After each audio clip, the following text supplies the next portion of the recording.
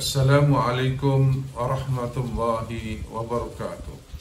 Innal hamdalillah nahmaduhu wa nasta'inuhu wa nastaghfiruh wa na'udzu billahi min shururi anfusina wa min sayyiati a'malina may yahdihillahu fala mudilla lahu wa may yudlil fala hadiya lahu asyhadu an la ilaha illallah wahdahu la syarika lahu wa asyhadu anna Muhammadan abduhu wa rasuluh.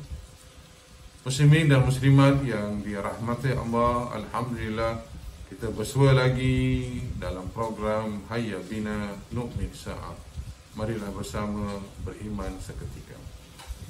Pada kesempatan kali ini saya ingin berkongsi mengenai terpaut dengan Al-Quran, yakni pada bulan Ramadan Allah Subhanahu wa Ta'ala telah menurunkan Al-Quran.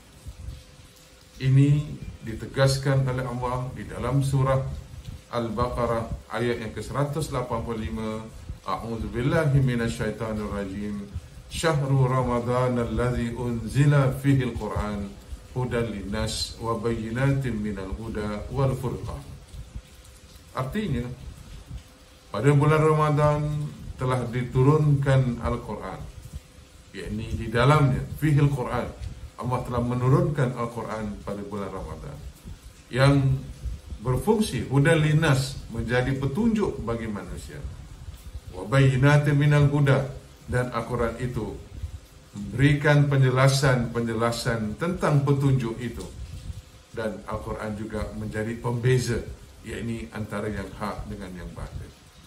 Jadi Al-Quran yang diturunkan oleh Allah Subhanahu wa Ta'ala adalah menjadi petunjuk bagi kehidupan manusia di dunia ini. Artinya menjadi petunjuk di dalam menjalani kehidupan di dunia. Maka Al-Quran telah menggariskan beberapa syariat yang harus dipatuhi, yang harus ditaati. Kerana apa yang Allah turunkan kepada Nabi Muhammad SAW adalah syariat untuk seluruh manusia, bukan saja untuk orang yang beriman. Tetapi pada ayat itu Allah tegaskan hudan linnas, menjadi petunjuk bagi manusia, menjadi pedoman bagi manusia, agar kehidupan manusia ini lebih baik dan lebih memberikan kebaikan dalam kehidupannya. Kerana manusia dalam kehidupannya itu tidak hanya sekadar mementingkan akalnya semata, kerana akal manusia juga sangat terbatas. Maka melalui hidayah, melalui petunjuk Al-Quran yang disampaikan melalui Rasulnya, yakni Nabi Muhammad SAW, itulah yang akan memberikan kepada kita kedamaian, keamanan dan kesentosaan dalam kehidupan ini, apabila kehidupan kita berlandaskan kepada ajaran-ajaran Al-Quran. Dan malah bukan itu sahaja, juga Allah sebutkan pada ayat tadi bahawa Al-Quran ini menjadi furqan. Ini Al-Furqan artinya pembeza, membezakan yang hak dengan yang batil, membezakan yang benar dengan yang salah. Kerana manusia tidak dapat menjalani kehidupan ini hanya dengan sekadar menggantungkan akal fikirannya. Saya katakan tadi, akal fikiran manusia sangat terbatas, ada batasannya.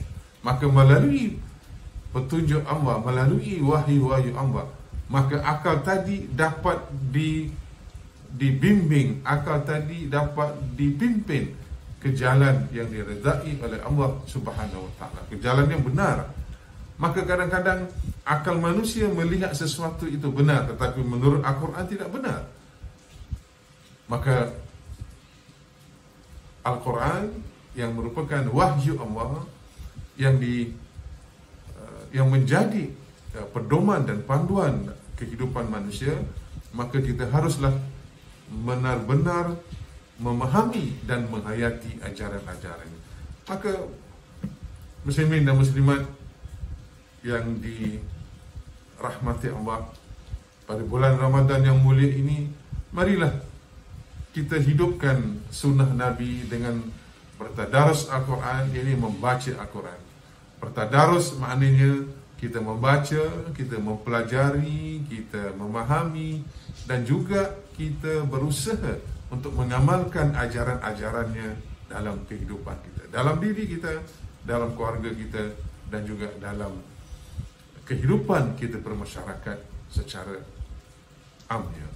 Nah, inilah yang akan memberikan Al-Quran itu akan menjadi rahmat bagi kita sebagai orang yang beriman kepada Allah Subhanahu wa taala. Allah sebutkan di dalam surah Al-Isra, wa nunazzilu minal Qur'ani ma huwa shifaa'un wa rahmatun lil mu'minin. Dan kami telah menurunkan daripada Al-Quran yang menjadi sifat penawar dan petunjuk dan rahmat bagi orang-orang yang beriman. Al-Quran menjadi penawar, yakni syifa, dalam arti kata orang-orang yang membaca Al-Quran, orang-orang yang mendekatkan dirinya dengan Al-Quran, orang-orang yang mengamalkan isi kandungan Al-Quran, maka hatinya akan terpaut dengan Al-Quran, hatinya akan bersih, hatinya akan murni dengan sifat-sifat yang terpuji, dengan sifat-sifat yang mulia. Kerana Al-Quran, apabila seseorang benar-benar membacanya, maka Al-Quran itu akan menyucikan hatinya daripada sifat-sifat yang keji, seperti sifat hasad, sifat dengki, sifat putus harapan, dan sifat-sifat yang tidak baik yang ada dalam diri kita ini. Dan malah Al-Quran menumbuhkan dan menyuburkan dalam diri kita sifat-sifat yang terpuji, seperti sifat suka memberi, sifat bersimpati kepada orang-orang yang susah, pada orang-orang yang memerlukan, berlumba-lumba dalam melakukan kebaikan dan melakukan sesuatu yang memberi kemanfaatan bagi orang lain. Nah, itulah fungsi Al-Quran bagi orang-orang yang beriman, yang benar-benar menghayati dan memahami dengan dalam ketika atau tak kala dia membaca Al-Quran. Inilah Allah Subhanahu wa taala telah memberikan suatu keistimewaan terhadap Al-Quran ini. Dan kita sebagai orang yang beriman, kita percaya dan kita yakin Al-Quran yang kita baca, Al-Quran yang kita amalkan, maka kita akan sentiasa mendapat rahmat dan kasih sayang daripada Allah Subhanahu wa taala. Kita akan mendapat pelindungan nanti di akhirat dengan mana kita membaca Al-Quran dan kita berusaha dan mengamalkan ajaran-ajarannya. Nah, inilah yang akan memberi makna dalam kehidupan kita apabila hati kita terpaut dengan Al-Quran, hati kita terpaut dengan ajaran-ajarannya, hati kita terpaut dengan keindahan Al-Quran. Kerana keindahan Al-Quran ini meliputi apa sahaja yang ada tentang Al-Quran itu sendiri. Kerana Al-Quran itu datangnya daripada Allah Subhanahu wa taala. Al-Quran itu bukan perbuatan manusia. Al-Quran itu bukan bikinan manusia. Dan malah Al-Quran itu dapat menandingi apa sahaja yang ada di dalam dunia kita ini. Tidak ada satu kitab yang lebih hebat kecuali Al-Quran. Maka dari itu, pada kesempatan kita dalam bulan Ramadan ini, ketika kita bertadarus Al-Quran, maka jadikanlah bacaan kita bacaan yang bermakna. Jadikanlah bacaan Al-Quran kita itu bacaan yang dapat merubah diri kita, yang dapat membentuk pribadi kita. Kerana kita sebagai orang yang percaya dan beriman kepada Allah dan kita berusaha mengamalkan ajaran-ajarannya, maka sudah pasti ianya akan memberi kesan dan pengaruh dalam kehidupan kita.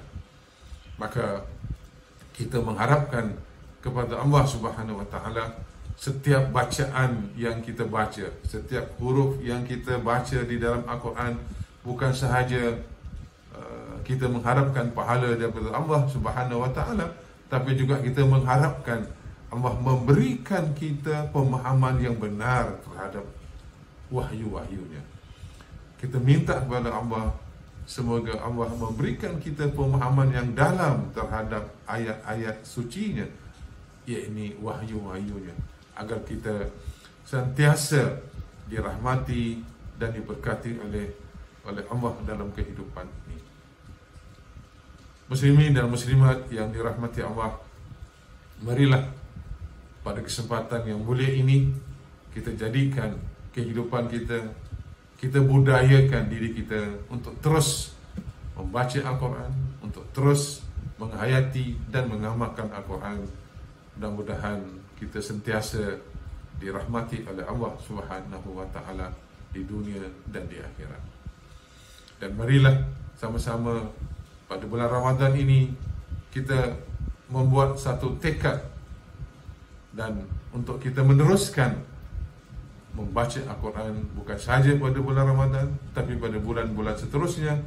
Dan yang lebih penting lagi, kita minta kepada Allah agar kita diberikan kekuatan fikiran, kekuatan hati, bukan sahaja untuk memahami, bukan sahaja untuk menghayati, dan juga kekuatan untuk kita mengamalkan ajaran-ajaran Allah. Tanpa bantuan Allah, tanpa pertolongan Allah Subhanahu wa Ta'ala, kita tidak akan mampu untuk memahami makna-makna yang terkandung di dalamnya dan hikmah-hikmah yang ada di dalam ayat-ayat Al-Quran. Nah, ini semuanya adalah melalui pendekatan kita yang konsisten, yang istiqamah, dan insya-Allah kita akan diberi oleh Allah petunjuk.